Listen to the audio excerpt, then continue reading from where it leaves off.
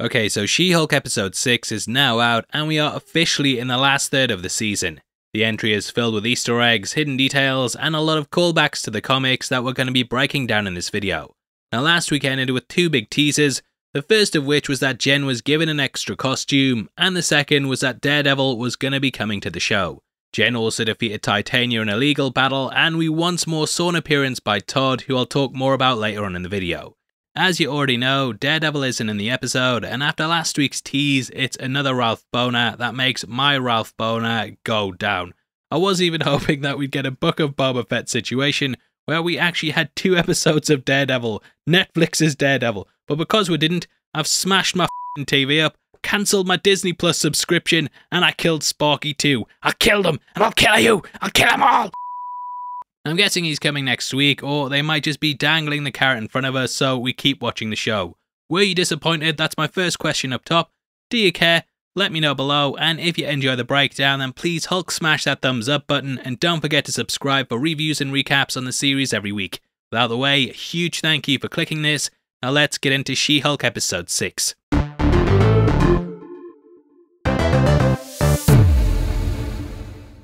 So the episode is titled Just Jen, signifying how she's trying to just be herself. We even get this in the title sequence, which has this text instead of just the typical She-Hulk stuff. The series has taken a much bigger focus on her, and in the comics, Jen actually spent 99% of her time in her She-Hulk form. I'm guessing the CGI budget had something to do with that, but it also helps to add to the dynamics that she's trying to live a normal life. However, she's constantly pulled back into the superhero side of things, and we see she can't even go to a wedding without it kicking off. We start off the entry with a strong focus on her name, letting us know that Jen will take center stage in this episode. You might notice that the box itself is also similar to the pink that's synonymous with Titania, who ends up popping up later in the entry. She wears a pink suit, calling back to this, and she may have even pulled some strings with this wonderful invitation box. Either way, it's her friendly Lou's wedding day, and though we hear mumblings of her superhero costume, she ends up donning another one by Luke Jacobs. Luke Jacobs is actually a superhero costume designer from the comics that I'm guessing will be replacing Melvin. If you cast your mind back to Daredevil, then you might remember that Melvin was taken into custody, and therefore he's probably not going to be in the show. Now it's a shame that we don't get to see this in this episode, but we know that it will be popping up at some point in the future.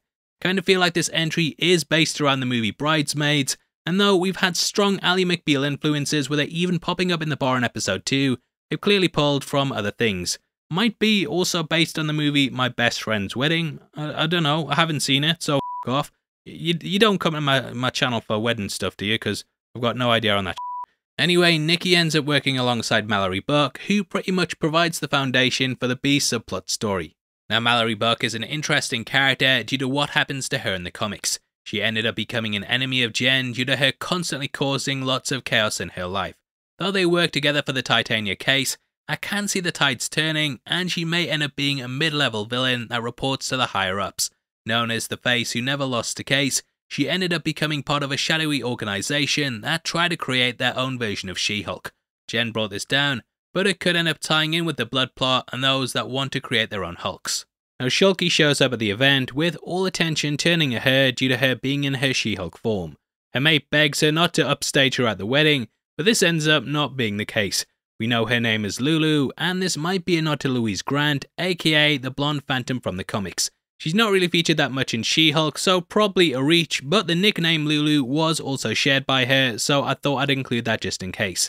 Back at the law firm, we actually meet a character from the comics in Mr. Immortal.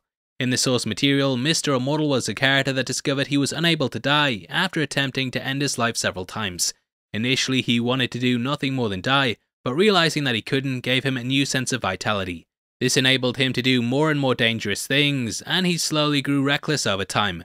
Living forever, he initially saw nothing but the good side of life. However, when those around him started to pass away, he became massively depressed. He's here to do a divorce case, and we learn that he's been married several times, and due to things going stale, he ends up offing himself to get out of it. Wish I had a way to get out of covering the show, but moving on. I hope my Disney PR rep isn't watching this video. I don't think he's watching it. Now, we later meet his several wives and his husband, and hey, abomination mate, you're gonna be in big trouble too.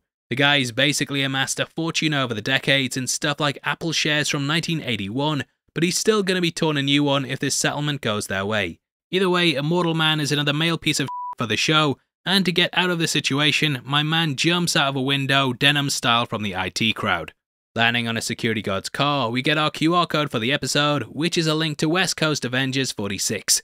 In this, Hawkeye discovers that the Avengers name is being used without permission, but it's mainly notable for the appearance by Immortal Man. However, it being used without permission could also link to Titania, who we know from last week was suing Jen for the trademark. Now Jen is questioned on her love life, and please, Matt, show up next week, mate. I know I should be interested in this wedding stuff, but I'm not. I just want my white male superheroes back. I'm such a stereotype. Now at this point, we see that Titania has weaseled her way into the wedding by dating you. Look at you, you're such a dork. See you, chump. Anyway, she's starting to gravitate more towards her comic book look. I think the fact that she's wearing purple here is to signify that. Titania has had many costumes over the years, but they've all had this purple tint to them, due to it being the character's main colour. She has boss earrings, and they also talk about her 50 businesses. I feel like the character in general is a comment on the Kardashians, who of course all have their clothing and makeup lines. Self-made billionaires they are, self-made like Titania, and it shows how Titania's reputation is still strong, even after the several controversies that have been surrounding her. This entire storyline brought a lot of flashbacks for me, namely the time I showed up to a wedding and Ryan Airy was there as the best man.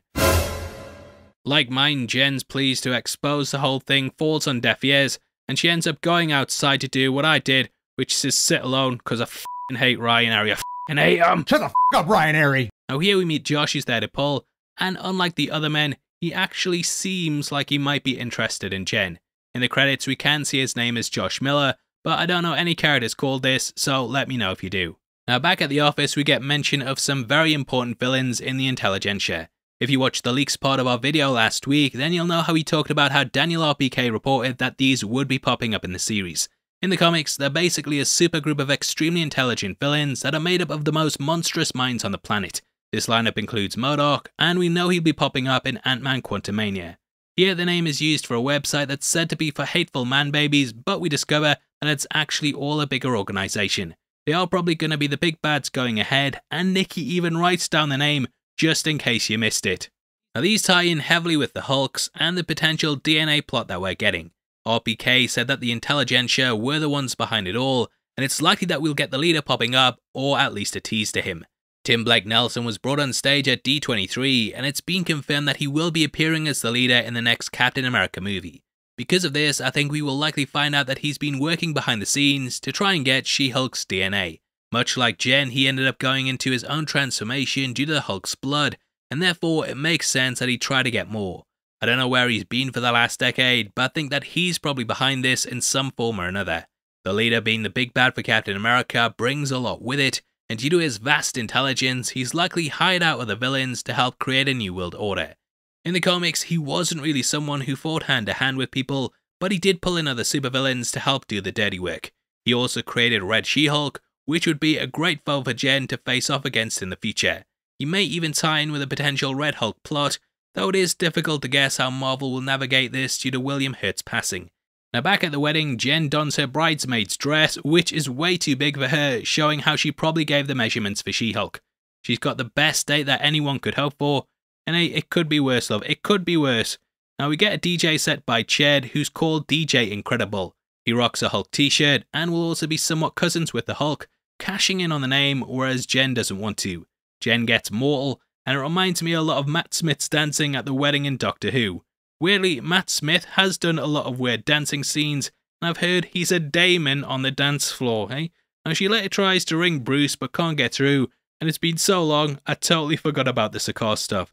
Bring him back, yeah? Bring him back next week, and I promise I'll forgive all the Daredevil stuff.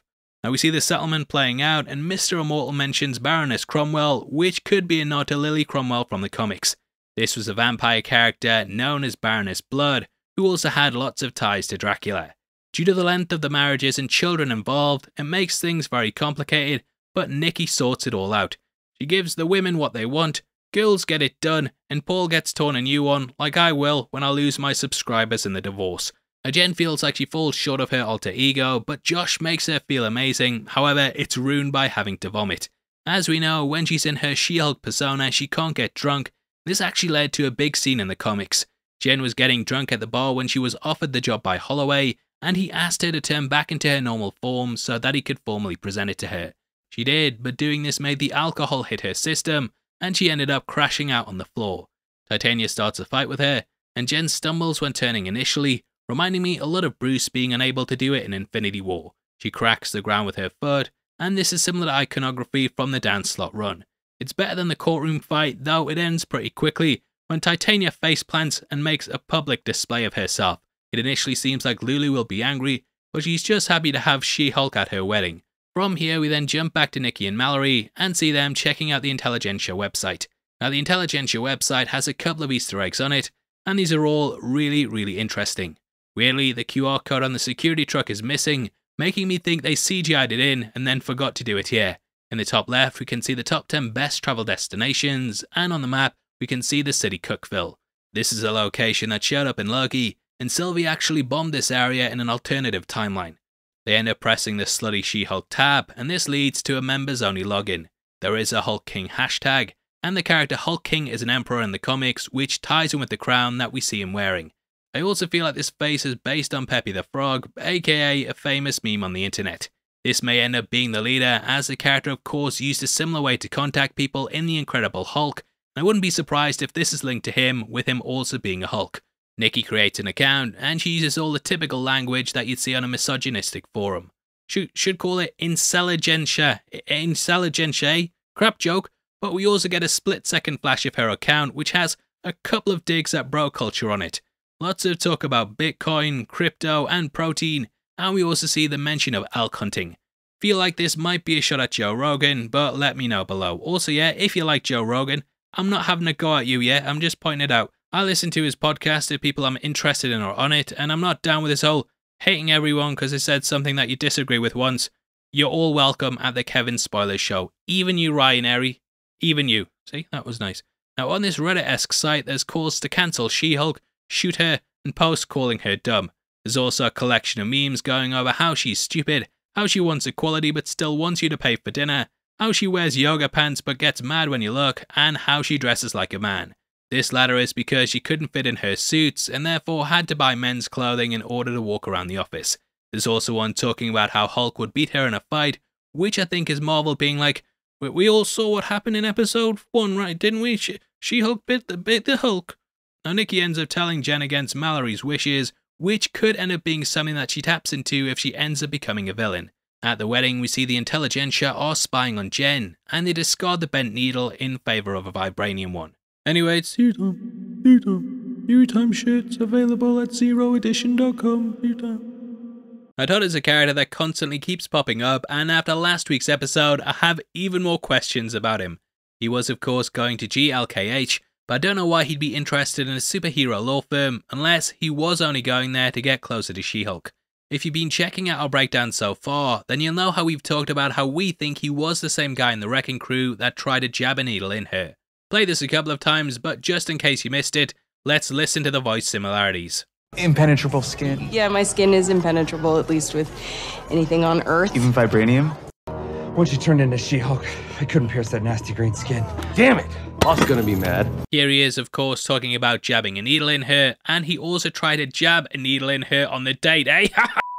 Now, if you look at the features, we can see under the mask as well. They also look similar, and the fact that he was the only one who covered his face makes me think that there is something going on with this member that will lead to a crazy big reveal. I do feel like him asking about the vibranium one being able to pierce her skin is what leads into this change-up, and the Wrecking Crew may attack next week with him being involved. It's also possible that Josh may be in on this too, which is how they know when to surveil her, but I think that Todd, at the very least, is going to be a definite. If we get it right, and I don't want to hear nothing about no failed theory time ever again, and that's the end. Now we cut to the credits, which has some shots from the wedding, including Jen's cousin kissing Lulu. We also have some snaps of Jonathan and Josh, and it's a nice fun continuation of the events. Titania gets her veneers fixed up, and we see Nikki and Mallory recording a conversation between Mr. Immortal and one of his wives. No post-credit scene this time, and overall I thought this was an okay episode, but again, sounding like a broken record, none of these feel like they're home runs. Maybe my expectations for this being a Daredevil episode were misled, but I ended up being so hyped from last week to then feeling slightly disappointed upon realising that wasn't the case. Maybe that's on me, but trying to view this objectively, I think that it's an okay one that's teasing a bigger picture, which is more of what I want from the show, rather than it just all being self-contained. Titania is still a chump though, and she's not really posing a threat to Jen at all, so I don't really think that she's that good of a villain. Weird that Jen has completely wiped the floor with her every time that she's popped up, and I'm actually hoping that Titania gets at least one win in to provide some dynamics to the show. Every fight just feels like it's going through the motions because she constantly loses. I think that would at least mix things up a bit. So yeah, let me know what you think. I think it's okay, but if you go in with the expectations that it's gonna be Daredevil, then you might be disappointed. So once more, it's another week where Kevin Spoilers has gone from being called a shill for years and years for every time I say something is good, to now being a hater at the other end of the spectrum because I say something's okay. Totally open to hearing your thoughts though, but I'm off to make my Intelligencia login. You damn son of a bitches. You should have brought Matt in. I'm f***ing yeah. Now we are in competition right now and giving away 3 copies of Thor Love and Thunder on the 15th of October, and all you have to do to be on the chance of winning is like the video, make sure you subscribe with notifications on, and drop a comment below with your thoughts on the episode. We pick the comments at random at the end of the month, and the winners of the last one are on screen right now, so if that's you, then message me on Twitter at HeavySpoilers. If you want something else to watch, then make sure you check out our breakdown of Andor, which will be linked on screen right now. Go with the 3 episodes, had a lot of fun. Jared did it. He's the Jar Jar Binks of the channel, and he loved it. And yeah, definitely go head over there right after this. Out of the way, thanks for sitting through the video. I've been Paul. I'll see you next time. Take care. Peace.